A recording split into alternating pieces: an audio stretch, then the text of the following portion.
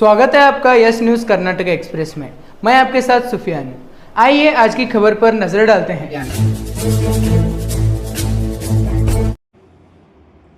ಇವ್ರು ಏನ್ ತಿಳ್ಕೊಂಡ್ಬಿಟ್ಟಿದಾರಪ್ಪ ಅಂತಂದ್ರೆ ಎಸ್ಪರ್ಟ್ ನಡಳಿಯವರು ಅಪ್ಪಾಜಿ ನಾಡಗೌಡ ಸಾಹೇಬರಿಗೆ ವಿರುದ್ಧ ಹೇಳಿಕೆ ಕೊಟ್ಬಿಟ್ರೆ ನಾ ಭಾಳ ದೊಡ್ಡವಾಗ್ತೀನಿ, ನಾ ಭಾಳ ಹೆಚ್ಚಿಗೆ ನನ್ನ ಗೌರವ ಬರ್ತದೆ ಅಂತ ತಿಳ್ಕೊಂಡ್ಬಿಟ್ಟಾರ.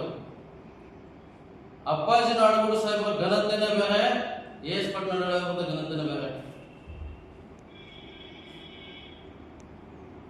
ಅಪ್ಪಾಜಿ ನಾಡಗೌಡರ ಬಗ್ಗೆ ಹೇಳಿಕೆ ಕೊಡುವ ಮುಂದ ಬಹಳ ಎಚ್ಚರಿಕೆಯಿಂದ ಹೇಳಿಕೆ ಕೊಡರು. ನಾವು ನೋಡ್ತಾ ಇದ್ದೇವೆ, ಕಾರ್ಯಕರ್ತರು ಸುಮ್ಮನಾಗಿ ನೋಡ್ತಾ ಇದ್ದೇವೆ, ನಾವು ಏನ್ ನಡೀತಾ ಇದೆ ಅಂತೇಳಿ. ಪಾಪ ಅವರೆಲ್ಲ ಸಂಭಾವಿತ ರಾಜಕಾರಣಿಗಳು. ಯಾಕೆ ಬೇಕಪ್ಪ ಅನ್ನುವಂಥದ್ದು, ಸಮಾಜದಲ್ಲಿ ಶಾಂತಿಯನ್ನು ಮೂಡಿಸ್ತಕ್ಕಂಥ ನಿಟ್ಟಿನಲ್ಲಿ ಶರಣ ತತ್ವ ಅನುಭವಿಸುವಂತವರು, ಶರಣ ತತ್ವಗಳನ್ನ ಗುಣಗಳನ್ನು ಅಳವಡಿಸಿಕೊಂಡಂತವರು. ನಮ್ಮ ಮುದ್ದೇಬಿಹಾಳ ಮತಕ್ಷೇತ್ರ ಬಹಳ ಶಾಂತ ರೀತಿಯಿಂದ ಇರಬೇಕು, ಯಾವುದೇ ರೀತಿಯಾದಂಥ ಗಲಾಟೆಗಳಾಗಬಾರ್ದು, ಯಾವುದೇ ರೀತಿಯಾದಂಥ ಜನರು ತೊಂದರೆ ಅನುಭವಿಸಬಾರ್ದು ಅಂತ ಹೇಳಿ ಅವರು ಇವಾಗ ಏನು ಹೇಳಿಕೆ ಕೊಡ್ತಾರಲ್ಲ, ಇಂಥ ಹೇಳಿಕೆ ವಿರುದ್ಧ ನಾವು ಕೊಡುದು ಬೇಡ ಅಂತ ಹೇಳಿ ಸಾಹೇಬರು ಸುಮ್ಮನಿದ್ರೆ ದಿನ ಒಂದೊಂದು ಹೇಳಿಕೆ ಆಧಾರ ರಹಿತ ಏನು ಸುಮ್ಮನೆ ಹೇಳ್ಬಿಡುದು. ಏನ್ ಹೇಳ್ತಾರೆ,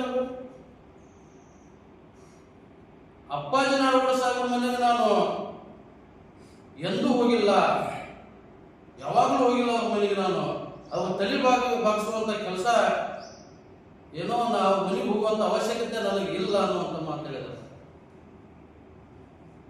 ಸ್ವಲ್ಪ ಸಹಾಯವನ್ನು ತೆಗೆದುಕೊಂಡು ಮರೆಯುವಂತ ಗುಣ ಎಸ್ಪರ್ಟ್ ನಡಳಿಯವರು ಮೊದಲಿಂದಲೂ ಬಂದದು.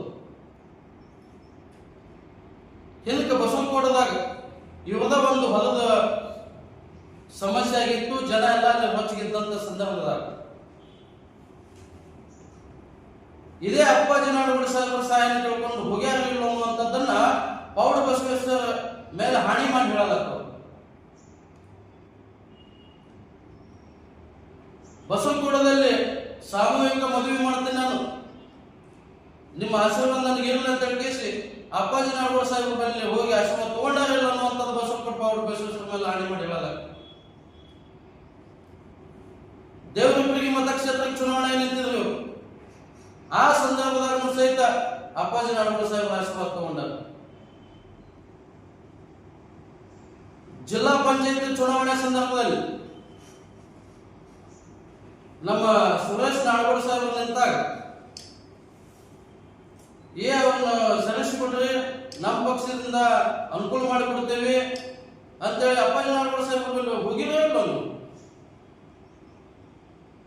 ಸುಮ್ಮನೆ ಹೇಳಿಬಿಡೋದು. ಅವ್ರ ಮನೆಗೆ ಹೋಗುದು, ಏನೋ ಅವ್ರ ಮನೆಗೆ ಹೋಗಿದ್ದು ಏನೋ ಪ್ರೂಫ್ ಕೊಟ್ಬಿಟ್ರೆ ಕತ್ ತಗೊಂಡ್ಬಿಡ್ತಾರಂತ. ಕತ್ತೇನು ತಗೊಳ್ಳೋದು ಅವಶ್ಯಕತೆ ಇಲ್ಲ ಸಾಹೇಬರು, ಸತ್ಯ ಹೇಳ್ರಿ. ಏನೋ ಅಪ್ಪಾಜಿ ನಾಡಗೌಡ ಸಾಹೇಬರು ಮಹಾನ್ ಸುಳ್ಳುಗಾರ, ಬಹಳ ಎಲ್ಲನೂ ಸುಳ್ಳು ಹೇಳ್ತಾರ, ಹಂಗ ಹಿಂಗ ಅಂತ ಹೇಳ್ತಾರ. ಸಾಮೂಹಿಕ ಮದುವೆ ಮಾಡ್ತೇನೆ, ಏನೋ ಪುಸ್ತಕ ಹಂಚುದು, ಇವೆಲ್ಲ ಮಾಡಿ ದೊಡ್ಡ ದೊಡ್ಡ ಸ್ಟೇಜ್ ವೇದಿಕೆಯಲ್ಲಿ ಭಾಷಣ ಮಾಡ್ತಿದ್ರು. ನಾನು ಎಂದೂ ರಾಜಕಾರಣಕ್ಕೆ ಬರೋದಿಲ್ಲ ಅಂತ ಹೇಳಿ ಹೇಳ್ತಿದ್ರಿ. ಯಾಕೆ ಬಂದ್ರೆ ರಾಜಕಾರಣಕ್ಕೆ? ಬಂದಿರೋ ಇಲ್ಲ ರಾಜಕಾರಣಕ್ಕೆ? ಮತ್ತೆ ನೀವೆಂತ ಮಾರ್ಸುಳುಗಾರ ಹೇಳಿದ್ರೆ ಕ್ಷೇತ್ರದ ಜನತೆಗೆ ಗೊತ್ತಾಗ್ಬಿಟ್ಟಿದೆ ನಿಮ್ದೆಲ್ಲ.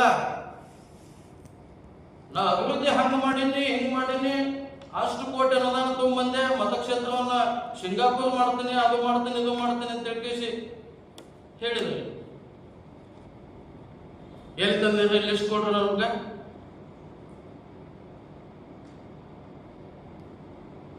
ಸುಮ್ಮ ಆರೋಪ ಮಾಡೋದಲ್ಲ, ರಾಜಕಾರಣದಾಗ ಆರೋಪ ಪ್ರತ್ಯಾರೋಪಗಳು ಇರ್ತಾವಿಲ್ಲ ಅಂತ ಹೇಳ್ತಾ ಇಲ್ಲ. ಜನರ ಭಾವನೆಗಳಿಗೆ ಧಕ್ಕೆ ತರುವಂತ ಕೆಲಸಗಳಾಗಬಾರ್ದು, ಜನರನ್ನ ಎಬ್ಸುವಂತ ಕೆಲಸ ಆಗ್ಬಾರ್ದು. ಸುಮ್ಮನೆ ಜನರಲ್ಲಿ ಗೊಂದಲ ಸೃಷ್ಟಿ ಮಾಡಿಬಿಡುದು, ಏನೋ ಒಂದು ಹೇಳಿಕೆ ಕೊಟ್ಟು ಜನರನ್ನ ಕನ್ಫ್ಯೂಸ್ ಮಾಡುವಂತ ಕೆಲಸ ಎಸ್ಪರ್ಟ್ ನಡಳಿಯವರು ಮಾಡ್ತಾ ಇದ್ದಾರೆ. ಮತ್ತೇನು ಹೇಳ್ತಾರೆ ಅವರು? ನಾಡಗೌಡ ಸಾಹೇಬ್ರ ಕುಟುಂಬ, ದೇಶಮುಖ ಸಾಹೇಬ್ರ ಕುಟುಂಬ ಇವರೆಲ್ಲ ಬ್ರಿಟಿಷರ ಗುಲಾಮರಾಗಿದ್ದು ಬ್ರಿಟಿಷ್ ಸರ್ಕಾರದಲ್ಲಿ ಗುಮಾಸ್ತರಾಗಿ ಕೆಲಸ ಮಾಡ್ತಿದ್ವು ಅಂತ ಹೇಳ್ತಾರೆ. ಸಾಹೇಬ್ರ, ನೀವು ಲಾರ್ಡ್ ಗಣಿ ಅಂಡ್ ಕಂಪನಿ ಒಳಗೆ ನೀವೇನಾಗಿದ್ರ ಅಂತ ತಿಳ್ಕೋರಿ. ಲಾರ್ಡ್ ಗಣಿ ಅಂಡ್ ಕಂಪನಿ ಒಳಗೆ ಇವರು ಗುಮಾಸ್ತರಾಗಿ ಕೆಲಸಕ್ಕೆ ಸೇರಿದ್ದಲ್ಲಿ,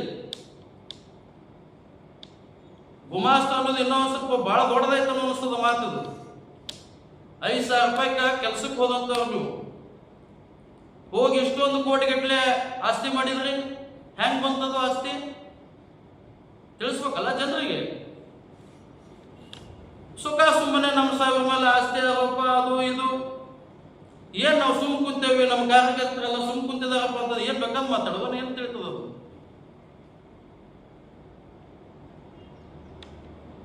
ಬಹಳ ಹಗುರವಾಗಿ ಮಾತನಾಡೋದನ್ನ ನಿಲ್ಲಿಸ್ಬೇಕು. ಎಸ್ ಪಾಟೀಲ್ ಸರ್, ಗಣಿ ಅಂಡ್ ಕಂಪ್ನಿ ಒಳಗೆ ಕೆಲಸ ಮಾಡಿದ್ರಿ, ಮತ್ತೆ ಏನ್ ಮಾಡ್ತೀರಿ ನೀವು? ನಾಡಗೌಡ ಸಾಹೇಬ್ರ ಕುಟುಂಬ, ದೇಶಮುಖ ಕುಟುಂಬ ಎಲ್ಲ ಏನೈತಲ್ಲ ಬ್ರಿಟಿಷ್ ಸರ್ಕಾರದಲ್ಲಿ ಗುಲಾಮರಾಗಿದ್ರು ಅಂತ ಹೇಳ್ತಾರೆ. ಅದು ಎಷ್ಟು ಮನಸ್ಸಿಗೆ ನೋವಾಗಿದೆ ಅನ್ನುವಂಥದ್ದನ್ನ ಅದೇನು ಅನುಭವಿಸಿದಾರಲ್ಲ ಕುಟುಂಬ ಕಲಿಸ್ತಾರ ಪಾಠ. ನಿಮ್ಗೆ ಎಚ್ಚರಿಕೆಯಿಂದ ಮಾತನಾಡ್ಬೇಕು. ಯಾವಾಗಲೂ ಮಾತನಾಡೋ ಟೈಮ್ ಅಮ್ಮವ್ರ ಮನೆಗೆ ಮತ ಭಿಕ್ಷೆ ಕೇಳಕ್ ಹೋಗಿದ್ರು ಅಂತ ಹೇಳ್ತಾರೆ. ಪ್ರಜಾಪ್ರಭುತ್ವ ವ್ಯವಸ್ಥೆ ಒಳಗೆ ಏನೈತಲ್ಲ, ಒಂದು ಪಕ್ಷದ ಅಭ್ಯರ್ಥಿ ಆದಂತ ಸಂದರ್ಭದಲ್ಲಿ, ಚುನಾವಣಾ ಕಣದಲ್ಲಿ ಇದ್ದಂತ ಸಂದರ್ಭದಲ್ಲಿ ಮತ ಕೇಳುವಂಥದ್ದು ಹಕ್ಕದು. ಯಾರು ಬೇಕಾದ್ರೆ ಯಾರ ಮನೆಗೆ ಹೋಗಿ ಮತ ಕೇಳುವಂಥದ್ದು ಅದು ರೂಢಿ ನಿಯಮ. ಅದು ಕೇಳಲೇಬೇಕಲ್ಲ ಮತ ಭಿಕ್ಷೆ ಕೇಳಕ್ ಹೋಗಿದ್ರು ನೀವು ಅಮ್ಮವ್ರ ಮನೆಗೆ ಅಂತ. ನೀವೇನ್ ಮಾಡ್ತೀರಿ? ನೀವ್ ಯಾರು ಮತ ಭಿಕ್ಷೆ ಕೇಳ್ತಿದ್ರಿ? ಮೊದಲ ನೀವ್ ಹೆಂಗದಿರ ಅನ್ನುವಂತ ತಿಳ್ಕೋಬೇಕು, ಆಮೇಲೆ ಆರೋಪ ಮಾಡಿ ಬೇಡ ಅನ್ನೋದಿಲ್ಲ. ದಮ್ಮು ತಾಕತ್ತು ಇದ್ರ ಮಾನನಷ್ಟ ಮೊಕದ್ದಮೆ ಹಾಕ್ಲಿ ನಮ್ಮ ಮ್ಯಾಲ ಅಂತ ಹೇಳ್ತೇವೆ. ಅದಕ್ಕೆ ನಾ ಅಂತೀನಿ, ಇವ್ರ ಮಾನನಷ್ಟ ಮೊಕದ್ದಮೆ ಹಾಕ್ಲಿಕ್ಕೆ ಇವ್ರಿಗೆ ಮಾನನೂ ಇಲ್ಲ, ಮರ್ಯಾದೆನೂ ಇಲ್ಲ. ಅದು ಮಾನನಷ್ಟ ಮೊಕದ್ದಮೆ ಹಾಕಿದ್ರ ಅದು ಉಪಯೋಗಕ್ಕೂ ಬರಂಗಿಲ್ಲ ಅನ್ನುವಂಥದ್ದು ನನ್ನ ಭಾವನೆ. ಅದು ಇವ್ರಿಗೆ ಮಾನನೂ ಇಲ್ಲ, ಮರ್ಯಾದೆನೂ ಇಲ್ಲ, ಸುಮ್ಮನೆ ಮಾನನಷ್ಟ ಮೊಕದ್ದಮೆ ಹಾಕಿದಂಗೆ ಇವ್ರ ಮಾನ ಅದು ಬಿಡ್ತಾರೆ. ಮತ್ತೇನಂತಾರ, ಒಂದು ಏನು ಬಹಳ ದೊಡ್ಡ ಸೀಕ್ರೆಟ್ ಹೇಳ್ತಾರಂತ. ಸೀಕ್ರೆಟ್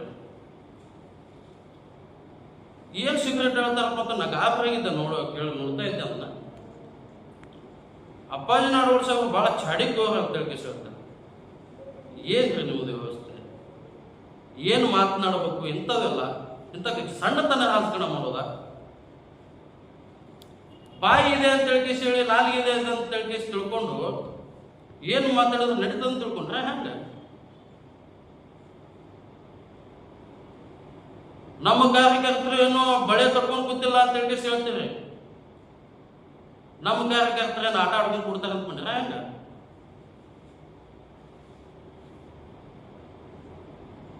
ಸುಮ್ಮನೆ ಏನು ಮಾತಾಡೋದಲ್ಲ. ಮಾನಸೊಳಗ ನಿಮ್ಗೆ ಗೊತ್ತಾಗ್ಬಿಟ್ಟೆ ಮತಕ್ಷೇತ್ರದಾಗ ನಾವು ಹಂಗ ಅಭಿವೃದ್ಧಿ ಮಾಡಿದ್ದೇನೆ, ಹಿಂಗ ಅಭಿವೃದ್ಧಿ ಮಾಡೀನಿ, ಅಷ್ಟು ಕೋಟಿ ತಂದಿದ್ದೀನಿ. ತಂದಿದ್ರೆ ಸೋತ್ರೆ ಯಾಕ?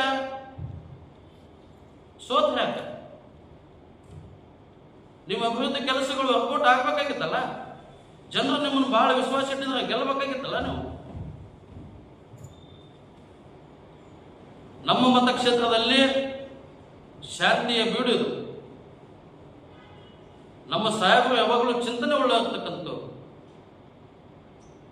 ಮತಕ್ಷೇತ್ರಕ್ಕೆ ಅನೇಕ ಅಭಿವೃದ್ಧಿ ಕಾರ್ಯಗಳನ್ನು ಮಾಡಬೇಕು, ಮತಕ್ಷೇತ್ರಕ್ಕೆ ಬಹಳಷ್ಟು ಅನುದಾನ ತಂದು ಕೆಲಸ ಮಾಡಬೇಕು ಅಂತ ತಮ್ಮದೇ ಆದಂತಹ ರೂಪುರೇಷೆಗಳನ್ನು ಹಾಕಿಕೊಂಡು ಕುಂತಂಥವ್ರು. ಎಸ್ ಪಾಟೀಲ್ ಅನಳ್ಳಿ ಅವರು ನಾನೆಂದೂ ಮತಕ್ಷೇತ್ರದಲ್ಲಿ ದ್ವೇಷದ ರಾಜಕಾರಣ ಮಾಡಿಲ್ಲ ಅಂತ ಹೇಳಿ ಹೇಳಿದ್ದಾರೆ. ಯಾಕೆ ದ್ವೇಷದ ರಾಜಕಾರಣ ಮಾಡಿಲ್ಲ? ಎಕ್ಸಾಂಪಲ್ ನಾನೇ ಇದ್ದೀನಿ. 2021-22ರಲ್ಲಿ ಒಂದು ಪ್ರಕರಣದಲ್ಲಿ ನನ್ನ ಮನೆಗೆ ಪೊಲೀಸರನ್ನ ಕಳಿಸಿರ್ತಕ್ಕಂಥದ್ದು ಅರೆಸ್ಟ್ ಮಾಡ್ಕೊಂಡು ಬಾಬನ ಅಂತೇಳಿ 20 ಮಂದಿ ಪೊಲೀಸರನ್ನ, ಆಗಿನೊಬ್ಬ ಇನ್ಸ್ಪೆಕ್ಟರ್ ಮತ್ತು ಒಬ್ಬರು PS ಮತ್ತು ಅವ್ರ ಸಿಬ್ಬಂದಿಗಳು. ಇದು ದ್ವೇಷದ ರಾಜಕಾರಣ ಅಲ್ಲ. ನಿಮ್ಮ ಮಗ ಮಾಡಿದ್ದು ತಪ್ಪು ಅಂತ ಹೇಳಿಸಿ ಪ್ರಶ್ನೆ ಮಾಡಿದ್ದಕ್ಕೆ ನನ್ನ ಮೇಲೆ ಪೊಲೀಸರನ್ನು ಕಳಿಸೋದು ಮನೆಗೆ. ಆ ಮಗಂದು ಭಾಳ ಆಗ್ಯದಂತ ಅನ್ನೋದು ಮ್ಯಾಗ ಇಂಥವೆಲ್ಲ ಭಾಷೆ ಮಾತಾಡೋದು ಬಿಟ್ರೆ ನಿಮ್ಮ ಗೌರವ ತರತಕ್ಕಂಥದ್ದಲ್ಲ. ಅದೆಲ್ಲ ಮಾತನಾಡೋದು. 3-4 ಬಾರಿ ಶಾಸಕರಾದಂಥವ್ರು ನೀವು ಸಣ್ಣ ಹುಡುಗರು ತನ್ನ ಮಾತಾಡೋದಲ್ಲ. ಪದೇ ಪದೇ ಏನು ನಾಡಗೌಡ ಸಾಹೇಬ್ರ ಕುಟುಂಬದ ವಿರುದ್ಧ ಏನಾದರೂ ವೈಯಕ್ತಿಕವಾಗಿ ಮಾತನಾಡಕತ್ತಪ್ಪ ಅಂತಂದ್ರೆ ಮುಂಬರ್ತಕ್ಕಂಥ ದಿನಗಳಲ್ಲಿ ತಮಗ ಜನನೇ ತಕ್ಕ ಪಾಠ ಕಲಿಸ್ತಾವ ಅನ್ನುವಂಥ ಮಾತನ್ನ ಹೇಳಕ್ ಇಷ್ಟಪಡ್ತೇನೆ. ಈ ಒಂದು ಪತ್ರಿಕಾಗೋಷ್ಠಿಯನ್ನು ಉದ್ದೇಶಿಸಿ ನಮ್ಮ ಮುದ್ದೇಬೇಳ ಬ್ಲಾಕ್ ಯುವ ಕಾಂಗ್ರೆಸ್ ಅಧ್ಯಕ್ಷ ಆಗಿರ್ತಕ್ಕಂಥ ಸಚಿನ್ ಗೌಡ ಪಾಟೀಲ್ ಅವರು ಮಾತನಾಡ್ತಾರೆ. ಎಲ್ಲರಿಗೂ ನಮಸ್ಕಾರ. ಮೊನ್ನೆ ದಿನ ನಮ್ಮ ಮಾನ್ಯ ಮಾಜಿ ಶಾಸಕರಾದಂಥ ನರಳಿಯವರು ನಮ್ಮ ಹಾಲಿ ಶಾಸಕರು ನಾಡಗೌಡ ಸಾಹೇಬರ ವಿರುದ್ಧವಾಗಿ ಏನು ಆಧಾರರಹಿತವಾದಂಥ ಕೆಲವೊಂದಿಷ್ಟು ಆರೋಪಗಳನ್ನು ಮಾಡಿದ್ದೀರಿ. ನೀವು ಬಿಜಾಪುರ ಜಿಲ್ಲೆಯೊಳಗೆ ಬಂದು ಏನು ರಾಜಕಾರಣ ಮಾಡಿರಿ ಎಲ್ಲ ಜನರಿಗೂ ಗೊತ್ತಿದೆ. ಮತ್ತು 40 ವರ್ಷದಿಂದ ನಮ್ಮ ಅಪ್ಪಾಜಿ ನಾಡಗೌಡ ಸಾಹೇಬರು ಮುದ್ದೇಬೇಳ ಮತ್ತು ಕ್ಷೇತ್ರದೊಳಗೆ ಬಿಜಾಪುರ ಜಿಲ್ಲೆಯೊಳಗೆ ರಾಜ್ಯ ರಾಜಕಾರಣದೊಳಗೆ ಯಾವ ರೀತಿ ರಾಜಕಾರಣ ಮಾಡಿದಾರೆ ಅಂತ ಕೇಳಿಕೆಸಿನೂ ಎಲ್ಲರಿಗೂ ಗೊತ್ತದ. ನೀವು ಜನರಿಗೆ ದಾರಿ ತಪ್ಪಿಸೋ ಸಂಬಂಧ ಇಲ್ಲ ಸಲದ ಆರೋಪ ಮಾಡಿ ನಮ್ಮ ಜನರನ್ನ ಏನಾದ್ರು ನೀವು ನಿಮ್ಮ ವಿಶ್ವಾಸದಾತ ತಿನ್ನೋದಿತ್ತಂದ್ರೆ ಅದು ಸುಳ್ಳು, ನಿಮ್ಮ ತಪ್ಪು ಕಲ್ಪನೆ ಅದು. ಈಗ ನಮ್ಮ ಜನರು 40 ವರ್ಷದಿಂದ ನಾಡಗೌಡ ಸಾಹೇಬರನ್ನು ನೋಡ್ಕೊಂತ ಬಂದಿದ್ದಾರೆ, ನಿಮ್ಮನ್ನು ನೋಡ್ಕೊಂತ ಬಂದಿದ್ದಾರೆ. ನೀವು ಚುನಾವಣೆ ಸಂದರ್ಭದೊಳಗೆ ಏನು ನಾಟಕೀಯವಾಗಿ ಏನೇನು ಮಾಡ್ತೀರಿ ಅನ್ನೋದು ಎಲ್ರಿಗೂ ಗೊತ್ತಾಗ್ಯದ. ಅದೇ ರೀತಿ 40 ವರ್ಷದೊಳಗೆ ನಾಡಗೌಡ ಸಾಹೇಬರು ಯಾವ ರೀತಿ ರಾಜಕಾರಣ ಮಾಡಿದಾರೆ ಅನ್ನೋದು ಗೊತ್ತದ, ನೋಡಿದಾರೆ, ನಾವು ನೋಡಿದ್ದೀವಿ, ನೀವು ನೋಡಿದಿರಿ. ಮತ್ತು ನೀವು ಸಾಂದರ್ಭಿಕವಾಗಿ ಮಾತಾಡ್ತೀರಿ ಅನ್ನೋದು ಎಲ್ರಿಗೂ ನಮಗೂ ಗೊತ್ತದ. ಅದನ್ನು ನಿಲ್ಲಿಸಿ. ಒಂದು ಸತಿ ಜನ ನಿಮ್ಮ ಮೇಲೆ ವಿಶ್ವಾಸ ಕಳ್ಕೊಂಡಿದ್ದಾರೆ ಸಂಪೂರ್ಣವಾಗಿ. ಕೀಳು ಮಟ್ಟದ ರಾಜಕಾರಣವನ್ನು ದಯವಿಟ್ಟು ಆದಷ್ಟು ಬೇಗ ನೀವು ಕೈ ಬಿಡಿ. ಕೀಳು ಮಟ್ಟದ ರಾಜಕಾರಣ ಅಂತಾರೆ ಇದನ್ನು. ನಿಮ್ಮ ಜನಪ್ರಿಯತೆಯನ್ನು ನೀವು ಹೆಚ್ಚಿಸಿಕೊಳ್ಳುವ ಸಂಬಂಧ ಏನೂ ಆಧಾರ ಇಲ್ಲದೆ ವಿನಾಕಾರಣ ಒಬ್ಬ ಹಿರಿಯ ರಾಜಕಾರಣಿ ಬಗ್ಗೆ ನೀವು ಈ ರೀತಿ ಮಾತಾಡೋದು ಮುದ್ದೇಬೇಳದ ಜನತೆ ಸಹಿಸುವುದಿಲ್ಲ. ಇದು ನಿಮ್ಮ ತಲೆಯಾಗಿರಲಿ ಫಸ್ಟ್. ಈಗ ರಾಜ್ಯ ರಾಜಕಾರಣದೊಳಗೆ ಅಪ್ಪಾಜಿ ನಾಡಗೌಡರ ಹೆಸರು ಯಾವ ಘನತೆಯೊಳಗೆ ಐತೆ ಅನ್ನೋದು ತಮಗೂ ಗೊತ್ತದ. ಗೊತ್ತಿದ್ರು ಈ ರೀತಿ ಮಾತಾಡ್ತೀರಿ ನೀವು. ನೀವು ಹೇಳಿದ್ರಿ ಮೊನ್ನೆ ಅವು ಇವು ಆರೋಪ ಅದು ಇದು ಅಂತ ಹೇಳಿ ನಿಮ್ಮ ಒಂದು 100 ಅದಾವ, ಹೇಳೋ ಅವಶ್ಯಕತೆನೇ ಇಲ್ಲ. ಮ್ಯಾಗೇರಿಯವ್ರಿಗೆ ಏನು ಮೋಸ ಮಾಡಿದ್ರು? ಮ್ಯಾಗೇರಿಯವ್ರದ್ದು ಏನು ಭೂಮಿ ತೊಗೊಂಡಿದ್ರಲ್ಲ ಅವರಿಗೆ ಮುಗ್ದ್ರವ್ರು ಇನ್ನೂ ಇವತ್ತು ಇಲ್ಲೇ ಅದಾರ. ಅವ್ರ ಮಕ್ಕಳು ಮೊಮ್ಮಕ್ಕಳು ಎಲ್ಲ ಇಲ್ಲೇ ಅದಾರ. ನೀವು ಮೊದಲೇ ಚುನಾವಣೆಗೆ ಬಂದಾಗ ದ್ಯಾಮವ್ವ ಗುಡಿ ಮುಂದೆ ಬಂದ ಕೇಶ್ ಅವರು ನಿಮ್ಮ ನಾಮಿನೇಷನ್ ಟೈಮ್ದಾಗ ಎಲ್ಲ ಪ್ರತಿಭಟನೆ ಮಾಡಿದ್ರು. ಕುಟುಂಬ ಎಲ್ಲ ಮಕ್ಕಳು ಮರಿ ತೊಗೊಂಬಂದ ಕೇಶ್ ಅದು ಮೋಸಗಾರ ಮಾಡಿದ್ ನೀವು. ಆಧಾರ ಇಲ್ಲಿ ಏನದ ಜೀವಂತ ಜೀವಗಳದು, ಹೆಚ್ಚಿಗೆ ಏನೋ ಅವಶ್ಯಕತೆ ಅಲ್ಲ. ಇವತ್ತಿಗೂ ಅವ್ರು ಹೆಂಗದಂದ್ರೆ ರೋಡ್ ಬದಿ ನಿಮ್ಮನ್ನು ದಿನ ಹೊತ್ತು ಹೊಂಟ್ರು ನೀರಾಗಿ ನೆನೆಸಿ ನೋಡ್ತಾರೋ ನೀವು ಅವ್ರಿಗೆ ಮಾಡಿದ ಮೋಸತನ. ಅವರ ಆಸ್ತಿಯನ್ನು ನೀವು ನಿಮಗೆ ಅದನ್ನು ಮಾಡಿಕೊಡ್ತೀವಿ, ಇದನ್ನು ಮಾಡಿಕೊಡ್ತೀವಿ, ಇಷ್ಟು ದುಡ್ಡು ಕೊಡ್ತೀವಿ, ಅಷ್ಟು ದುಡ್ಡು ಕೊಡ್ತೀವಿ ಅಂತ ಹೇಳಿ ಮೋಸ ಮಾಡಿ ಇವತ್ತು ಅಲ್ಲಿಗೆ ನೋಡಿಬಿಟ್ಟಿರೋ. ಮತ್ತು ಅವರ ಹಿರಿಯರದ್ದು ಒಂದು ಮೂರ್ತಿ ಮಾಡಿರ್ತೀನಿ, ಅದೇ ಜಾಗದಾಗನೇ ಏನೇನೋ ಮಾಡ್ತೀನಿ ಅಂತ ಹೇಳ್ತೀರಿ. ಇವತ್ತಿಗೆಲ್ಲ ಅದಾರ ಅವರು 3 ಜನ ಮಕ್ಕಳು ಅದಾರ, 2 ಹೆಣ್ಮಕ್ಳು ಅದಾರ. ಅವರು ಅಂಥವು ಸಾಕಷ್ಟು ಉದಾಹರಣೆ ಅದಾವ ಇಲ್ಲಿ. ನೀವು ಮಾಡಿ ಜನರಿಗೆ ಮೋಸ, ಅದೇ ಆಸ್ತಿಯನ್ನು ಮತ್ತೆ ನೀವು ಇಲ್ಲೇ ಲೋಕಲ್ ಒಬ್ಬ ಉದ್ಯಮಿದಾರರಿಗೆ ಮಾರಿ ಆ ದುಡ್ಡನ್ನು ತೊಗೊಂಡು ಎಲೆಕ್ಷನ್ ಮಾಡಿ ಮುದ್ದೇಬೇಳ ಕ್ಷೇತ್ರಕ್ಕೆ ಆರಿಸಿ ಬಂದಿರಿ ನೀವು. ಮೋಸದ ದುಡ್ಡನ್ನು ತೊಗೊಂಡು ಮುದ್ದೇಬೇಳ ಜನತೆಯ ದುಡ್ಡನ್ನು ತೊಗೊಂಡು ಅವ್ರ ಆಸ್ತಿಯನ್ನೇ ಅಲ್ಲೇ ಅವರಿಗೆ ಮಾರಿ ನೀವು ಆರಿಸಿಕೊಂಡಿರಿ. ಇದು ಗೊತ್ತದ, ಇನ್ನೂ ಭಾಳ ದಯವಿಟ್ಟು ವಿನಾಕಾರಣ ಇಲ್ಲ ಸಲ್ಲದ ಹಿರಿಯ ರಾಜಕಾರಣಿ, ಮುತ್ಸದಿ ರಾಜಕಾರಣಿ, ಅತ್ಯಂತ ದೊಡ್ಡ ಮಟ್ಟದಲ್ಲಿ ಅವರ ಗೌರವ ಇದೆ ರಾಜಕಾರಣದೊಳಗೆ. ಟಾಪ್ 5 ಮೋಸ್ಟ್ ಸೀನಿಯರ್ ಲೀಡರ್ಸ್ ಅಂತ ಹೇಳಿ ಗುರುತಿಸಿದ್ರೆ ಅದರೊಳಗೆ ಅವರು ಇವತ್ತು ನೀವು ಅಂಥ ರಾಜಕಾರಣಿಗಳು. ನಿಮಗೆ ಯಾವಾಗ ಟಿಕೆಟ್ನ ಅವಶ್ಯಕತೆ ಇತ್ತು, ದೇವರಿಬ್ಬರಿಗೆ ಬರಬೇಕಾದ್ರೆ ಅವಾಗ ಯಾರ್ಯಾರು ಸಹಾಯ ತೊಗೊಂಡಿರಿ ನೀವು ಒಂದು ಸ್ವಲ್ಪ ಸ್ಮರಿಸಿ. ಈ ಮೂಲಕ ಒಂದು ಏನು ಹೇಳಕ್ಕೆ ಇಷ್ಟಪಡ್ತೀನಿ ಅಂದ್ರೆ, ದಯವಿಟ್ಟು ನೀವು ಏನು ರಾಜಕಾರಣ ಮಾಡ್ತಿದ್ದೀರಲ್ಲ ನಮ್ಗೆ ಯುವಕರಿಗೆ ಅದೊಂದು ದಾರಿದೀಪ. ನೀವು ಅಪೋಸಿಷನ್ದವ್ರು ಇರ್ರಿ, ನಮ್ಮ ಸಾಹೇಬ್ರ ಏನಾದ್ರು ಆಡಳಿತ ಪಕ್ಷದ ಇರ್ತಲ್ಲ, ನಾವು ಎಲ್ಲವನ್ನು ನೋಡಿ ಬೆಳಿತಿರ್ತೀವಿ, ನೋಡಿ ಕಲಿತಿರ್ತೀವಿ ಮುಂದೆ ರಾಜಕಾರಣವನ್ನು. ನಮ್ಮನ್ನೆಲ್ಲ ದಾರಿ ತಪ್ಪಿಸುವಂಥ ಕೆಲಸ ನೀವು ಮಾಡಕ್ಕೆ ಬರಬೇಡ್ರಿ. ನಮ್ಗೆ ಗೊತ್ತದ ನಿಮ್ಮ ಯೋಗ್ಯತೆ ಏನು, ನೀವು ಯಾವ ರೀತಿ ಇದ್ದೀರಿ ಅಂತ. ಅದಕ್ಕೆ ನಿಮ್ಮದ ಹಗರಣ ನಾಡಗೌಡ ಸಾಹೇಬ್ರದ್ದು ಒಂದು ಕಪ್ಪು ಚುಕ್ಕಿಲ್ಲ 40 ವರ್ಷದೊಳಗೆ. ಹಂಗೇನು ಇತ್ತಂದ್ರೆ ವಿತ್ ಪ್ರೂಫ್ ಆ್ಯಂಡ್ ಎವಿಡೆನ್ಸ್ ಬಂದು ಕುಂಕೇಶ್ ಅನ್ನೋದನ್ನು ತೋರಿಸ್ಬಿಡ್ರಿ. ಮುದ್ದೇಬಾಳ ಜನತೆ ಮುಂದೆನೇ ತೋರಿಸ್ರಿ. ಮುದ್ದೇಬಾಳ ಜನರು ಒಂದು ಸತಿ ಮಾತ್ರ ನೋಡ್ಕೊಂಡ್ರು ನಿಮ್ಮನ್ನ. ಮಾಡ್ತಿದ್ರಲ್ಲಿ ಯಾಕೆ ನಿಂದಿರ್ಸಿದ್ರಿ? ಸಾಮೂಹಿಕ ವಿವಾಹವನ್ನು ಯಾಕೆ ನಿಂದಿರ್ಸಿದ್ರಿ?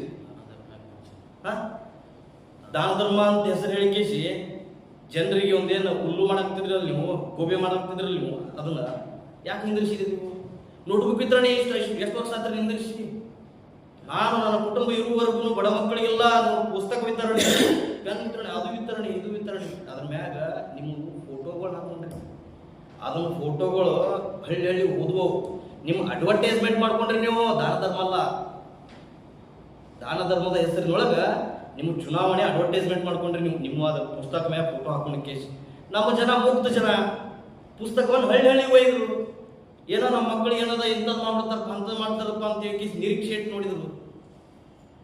ಸಾಮೂಹಿಕ ವಿವಾಹ ಮಾಡಿದ್ರಲ್ಲ, ಎದಕ್ಕೆ ನಿಂದಿರ್ಸಿದ್ರಿ? ಈಗ ಆಯ್ತು 3 ವರ್ಷದಾಗ ಏನೇನು ಮಾಡಿರಿ ಹೇಳಿ? ದಾನ ಧರ್ಮ ನಿರಂತರ ಇಡಬೇಕಾಗಿತ್ತಲ್ಲ. ನಿರಂತರ ದಾಸೋಹ ಅಂದ್ರೆ ಏನೈತಿ? ಅದಕ್ಕೆ ದಯವಿಟ್ಟು ನಮ್ಮ ಜನ ನೀವು ತಿಳ್ಕೊಂಡಷ್ಟು ಗೊತ್ತಿರಲಿಲ್ಲ. ನೀವು ನಿಮ್ಮ ಜನಪ್ರಿಯತೆಯನ್ನ, ಜನರನ್ನು ವಿಶ್ವಾಸಕ್ಕೆ ನೀವು ತಗೋಬೇಕಂತ ಹೇಳಿ ಕೇಸಿ ಅಪ್ಪಾಜಿ ನಾಡಗೌಡರ ಬಗ್ಗೆ ಇಲ್ಲಸಲ್ಲದ ಆರೋಪ ಮಾಡಿದ್ರೆ ನಮ್ಮ ಜನ ಯಾವುದೇ ಸಹಿಸೋದಿಲ್ಲ. ಅದು ನಿಮ್ಮ ತಲೆಯೊಳಗಿರಲಿ. ನಿಮ್ಮ ನೋಡ್ಕೊಂಡ್ಬಿಟ್ಟಿವಿ ನಾವು. ಮುದ್ದೇಬಾಳ ಜನತೆ ಎಲ್ಲ ರೀತಿಯಿಂದ ನೋಡ್ಕೊಂಡ್ಬಿಟ್ಟಿವಿ ನಾವು. ನೀವು ದೇವರಿಬ್ಬರಿಗೆ ಸಿಂಗಾಪುರ್ ಮಾಡಿದ್ದು ನೋಡಿ, ಇವತ್ತಿಗೂ ಹಣೆ ಬರ ದೇವರಿಬ್ಬರಿಗೆ ಹೋಗ್ಬೇಕಾದ್ರೆ ನೋಡ್ತೀವಿ ನಾವು. ಮತ್ತೇನದು ನಮ್ಮ ಬಿಟ್ಟು ಏನೋ 100 ಕಿಲೋಮೀಟರ್ ಇಲ್ರಿ, ಇಲ್ಲೇ ಹೋಗ್ಬೇಕಾದ್ರೆ ಬರ್ಬೇಕಾದ್ರೆ ನೋಡ್ತಿರ್ತೀವಿ. ಲಿಂಗಸೂರು ಶಿರಾಡೋಣ ರಸ್ತೆ ಅಲ್ಲಿ ಬೋರ್ಡ್ ಇವತ್ತಿಗೂ ನಾವು ಎಷ್ಟೇ ಅನ್ಎಜುಕೇಟೆಡ್ ಇದ್ದಂಥವ್ರು ಹೋಗಿ ನೋಡಿದ್ರು ನಮ್ಗೆ ಗೊತ್ತಾಗ್ಬಿಡ್ತದ. ಅದು ತಾವು ದೊಡ್ಡ ಹುದ್ದೆಯೊಳಗೆ ಬಂದಿರಲ್ಲ, ಅದನ್ನ ನೋಡ್ಕೊರಿ. ಅದನ್ನ ಯಾವ ಇಶ್ಯೂ ಒಳಗೆ ಐತಿ 2016 ಅಂತ ಹೇಳಿ ಅದ್ರ ಮ್ಯಾಗ ಕೆತ್ತನೆ ಐತಿ. ನೀವು ನಾ ಮಾಡೀನಿ ಅಂತ ಹೇಳ್ಕೊಂಡ್ರಿ. ಆರಿಶ್ ಬಂದ ನಂತರ ಅದನ್ನ ಇವೇನ ಸ್ಟ್ರೀಟ್ ಲೈಟ್ಸ್ ಇವೆಲ್ಲ ನಮ್ಮ ಜನ ಮುಗ್ಧ ಜನ ಯಾವಾಗ ಚಾಲೋ ಐತಿ ಅದ್ರ ಬಂದ್ ಕೇಸ್ ಏನದ ಅದೇ ಅಶೋಕದವ್ರಿಗೆ ಏನದ ನೀವೆಲ್ಲ ಕೆಲಸ ಬಂದ್ ಮಾಡಿ ಅವ್ರ ಕಡೆ ಏನದ ನೀವು ಏನೇನು ಪರ್ಸೆಂಟೇಜ್ ತೊಗೊಂಡ್ರಿ ಅದು ಗೊತ್ತೈತಿ. ಅದನ್ನು ಗೊತ್ತು. ಬನಶಂಕರಿ ವೃತ್ತದೊಳಗಿತ್ತು ಅವ್ರ ಕಾಮಗಾರಿ. ಬನಶಂಕರಿ ವೃತ್ತದಾಗಿತ್ತು ಸರ್. ಆ ಕಾಮಗಾರಿ ಅಲ್ಲಿಗೆ ಸ್ಥಗಿತಗೊಳಿಸಿದ್ರಿ ನೀವು. ಮುಂದೊಂದು ವಾರ ನಂತರ ಮತ್ತೆ ಚಲೋ ಆಯ್ತು. ಗೊತ್ತೈತಿ ನೀವು ಏನ್ ಮಾಡಿಬಿಟ್ರಿ ಪ್ರತಿಯೊಂದನ್ನು. ಆಯ್ತು, ಒಂದು ತೋರಿಸ್ರಿ. ಒಂದು ದೊಡ್ಡ ನಮ್ಮ ಮತಕ್ಷೇತ್ರಕ್ಕೆ ನಾ 5 ಕೊಡುಗೆ ಕೊಟ್ಟಿನ್ರಿ, ದೊಡ್ಡ ಕೊಡುಗೆ ಅದಾವ, ಕೂನ್ ಅದಾವ, ನಾವು ಕಾಣ್ತಾವ ಅಂತ ಹೇಳಿ ಭಾವಚಿತ್ರ ತೋರಿಸ್ಬಿಡ್ರಿ. ಈಗ ಇವತ್ತೇನು ನಾವು ಕುಂತ ಕಟ್ಟಡದಿಂದ ಹಿಡಿದು ಏನಾಗ್ಯಾವಲ್ಲ ಎಲ್ಲ ಡಿಗ್ರಿ ಕಾಲೇಜಸ್ ಏನಿಲ್ಲ ನಾಡಗೌಡ ಶಾಸಕರು ಸಾಹೇಬ್ರಿದ್ದಾಗ ಆಗಿದ್ದು ಇವು. ನೀವು ಏನು ಮಾಡಿದ್ರಲ್ಲ CC ರೋಡ್ ಎದಕ್ಕೆ ಮಾಡಿದ್ರಿ? CC ರೋಡ್ ಎಸ್ಟಿಮೇಟ್ 1 ಕೋಟಿಗೆ ಹಾಕೋದನ್ನ 1.5 ಮಾಡಿಸ್ಬಿಡೋದು. ಎಲ್ಲ ತಿನ್ಬಿಡ್ರು ನಾವು. ಗೊತ್ತೈತ್ರಿ, ಅವೆಲ್ಲ ಗೊತ್ತದಾವು. 2 ಎಸ್ಟಿಮೇಟ್ ಮಾಡಿಸ್ತಿದ್ರಿ. ಜನರಿಗೆ ತೋರ್ಸಾಕ ಒಂದು ಎಸ್ಟಿಮೇಟ್, ಬಿಲ್ ತೆಗಿಯಾಕ ಒಂದು ಎಸ್ಟಿಮೇಟ್, ಇವೆಲ್ಲ ಗೊತ್ತದವು. ನಾವು ಹಂಗೆ ಆರೋಪ ಮಾಡ್ಕೊತ ಹೊಂಟಿವಿ ಅಂದ್ರೆ 1,000 ನಾವು ಅದನ್ನ ಇಲ್ಲಿ ಬಂದ ಉದ್ದೇಶ ಏನಂದ್ರೆ ನಿಮಗೆ ನಾವು ಭಾಳ ವಿನಮ್ರವಾಗಿ ಹೇಳಿಕತ್ತೀವ್ರಿ. ಮಾಜಿ ಶಾಸಕರೇ, ಇಲ್ಲ ಸಲ್ಲದ ಆರೋಪ ವೈಯಕ್ತಿಕವಾಗಿ ತೆಗೆಯುವುದೇ, ಯುವಕರು ನಿಲ್ಲಿಸ್ರಿ. ನಿಮ್ಮ ಚುನಾವಣೆ ಮುಂದಿನ ಏನಾದರೂ ನಿಮಗೊಂದು ಮುಖ ಇಟ್ಟು ಜನರದ್ದು ಬರ್ಬೇಕಾಯ್ತಾ ಇವತ್ತೇ ಒಂದು ಪ್ರಣಾಳಿಕೆ ಬಿಡುಗಡೆ ಮಾಡಿ. ನಾನು ಮುದ್ದೇಬಾಳ ಮತಕ್ಷೇತ್ರವನ್ನು ಈ ಹಂತದೊಳಗೆ ಅಭಿವೃದ್ಧಿ ಮಾಡ್ತೀನಿ ಅಂತ ಹೇಳಿ ಇವತ್ತೇ ಒಂದು ಪ್ರಣಾಳಿಕೆ ಮಾಡಿರಿ. ಮ್ಯಾನಿಫೆಸ್ಟೋ ಮಾಡಿಕೇಸಿ ಜನರಿಗೆ ಚಾಪಿಸ್ರಿ. ಅದ್ರ ಬಗ್ಗೆ ಅವೇರ್ನೆಸ್ ಕ್ರಿಯೇಟ್ ಮಾಡಿರಿ. ಅದ್ರ ಹೊರತಾಗಿ ಇಲ್ಲ ಸಲ್ಲದ ಸುಮ್ಮನೆ ಏನೇನು ಮಾತಾಡೋದು, ಅದರಹಿತವಾದಂಥದ್ದು, ಅವರು ಇದು ಮಾಡಿದ್ರು ಇವ್ರದ್ದು ಮಾಡಿದ್ರು ಅಂತ ಹೇಳಿ ನಿಮ್ಮೂ ಅದಾವು. ನಮ್ಮ ಶಾಸಕರದ್ದು ಯಾವುದೇ ಇಂಥದ್ದಿಲ್ಲ. ಮತ್ತು ನಾವು ನಮ್ಮ ಶಾಸಕರ ಮಾರ್ಗದರ್ಶನೊಳಗೆ ಯಾವ ರೀತಿ ಬೆಳೆದಿವಿ ಅಂದ್ರೆ ಭಾಳ ಸೌಮ್ಯ ಸ್ವಭಾವದಿಂದ ಒಂದು ಒಳ್ಳೆ ರೀತಿಯಿಂದ ಒಂದು ಒಳ್ಳೆ ಹಾದಿಯೊಳಗೆ ಬೆಳೆದಿವಿ.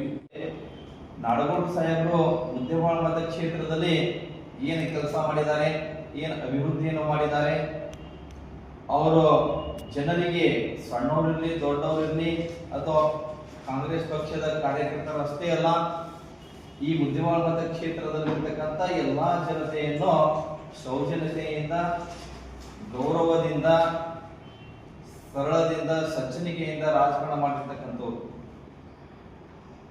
ನಾಡಗೌಡರ ಮನೆತನ ಮೊದಲಿಂದಲೂ ಕೂಡ ರಾಜಕಾರಣದಿಂದ ಬಂದಿರತಕ್ಕಂಥವ್ರು, ತಳಮಟ್ಟದ ರಾಜಕೀಯದಿಂದ ಬಂದಿರತಕ್ಕಂಥವ್ರು.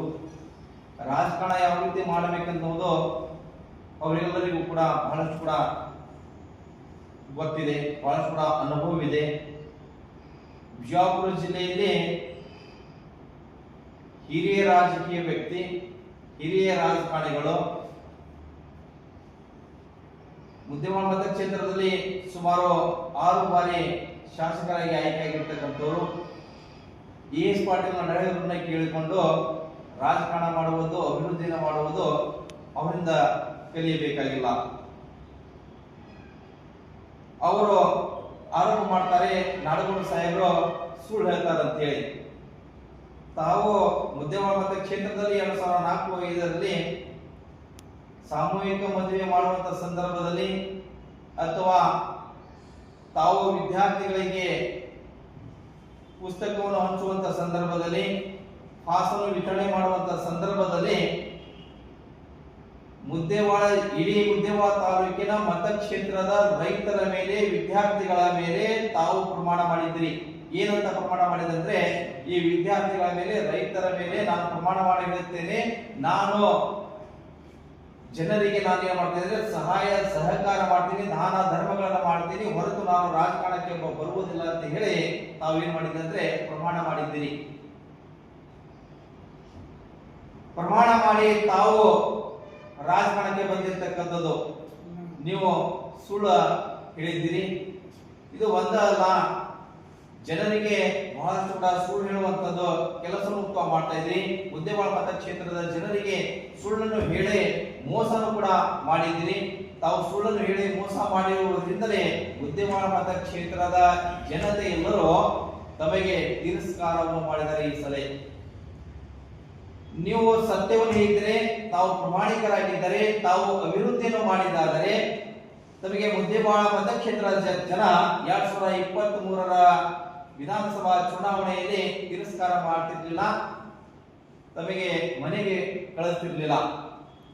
ತಾವು ಮಾಡಿರ್ತಕ್ಕಂಥದ್ದು, ತಾವು ಮನೆಯನ್ನು ಕಟ್ಕೊಂಡಿರ್ತಕ್ಕಂಥದ್ದು ಯಾವ ಜಾಗದ ಮೇಲೆ ಮನೆಯನ್ನು ಕಟ್ಕೊಂಡಿದ್ರೆ, ತುಮಕೂರದ ಸಿದ್ಧಗಂಗಾ ಸ್ವಾಮಿಗಳಿಗೆ ಕರೆದುಕೊಂಡು ಬಂದು ಪೂಜೆಯನ್ನು ಮಾಡಿಸಿ, ನಾನು ಮುದ್ದೇಮಾಳ ಮತಕ್ಷೇತ್ರದ ಜನತೆಗೆ ಆರೋಗ್ಯದ ದೃಷ್ಟಿಯಿಂದ ಬಡಬಗ್ಗರಿಗೆ ಹೆರಿಗೆ ಆಸ್ಪತ್ರೆಯನ್ನು ಕೂಡ ಮಾಡ್ತೀನಿ ಅಂತ ಹೇಳಿ ಭೂಮಿ ಪೂಜೆಯನ್ನು ಕೂಡ ಮಾಡಿಸಿಕೊಂಡು ಆ ಒಂದು ಇದನ್ನು ಮಾಡ್ತೀನಿ ಅಂತ ಹೇಳಿ ತಾವು ಆ ಜಮೀನನ್ನು ಸ್ವಲ್ಪ ಹಣದಿಂದ, ಕಡಿಮೆ ಹಣದಿಂದ ತೆಗೆದುಕೊಂಡು ತಾವು ಮನೆಯನ್ನು ಕೂಡ ಕಟ್ಟಿಕೊಂಡಿದ್ರಿ.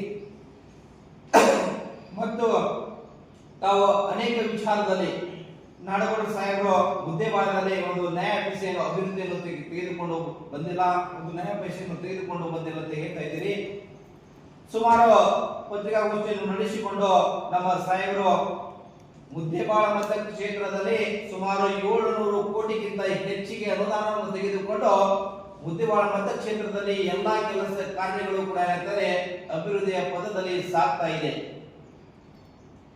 ಯಾವ ಊರಲ್ಲಿ ಯಾವ ರೋಡು, ಯಾವ ಹಾಸ್ಟೆಲ್ಗಳು, ಯಾವ ಬಿಲ್ಡಿಂಗ್ಗಳು, ಯಾವ ಶಿಕ್ಷಣ ಸಂಸ್ಥೆ, ಶಾಲೆಗಳು, ಕೊಠಡಿಗಳು, ಅಂಗನವಾಡಿ ಶಾಲೆಗಳು, ಅನೇಕ ಇಲಾಖೆಯ ಕೆಲಸ ಕಾರ್ಯಗಳು ಪ್ರಗತಿಯಲ್ಲಿ ಕೂಡ ಸಾಗ್ತಾ ಇದೆ, ಪ್ರಗತಿಯಲ್ಲಿ ಇದೆ. ಅದೇ ಅಂಕಿ ಅಂಶಗಳನ್ನು ಕೂಡ ಪತ್ರಿಕಾಗೋಷ್ಠಿ ನಡೆಸುವಂತ ಸಂದರ್ಭದಲ್ಲಿ ಯಾವ ಇಲಾಖೆಯಿಂದ ಎಷ್ಟು ಅನುದಾನ ಬಂದಿದೆ ಅಂತ ಹೇಳಿ ನಮ್ಮ ನಾಡಗೌಡ ಸಾಹೇಬರು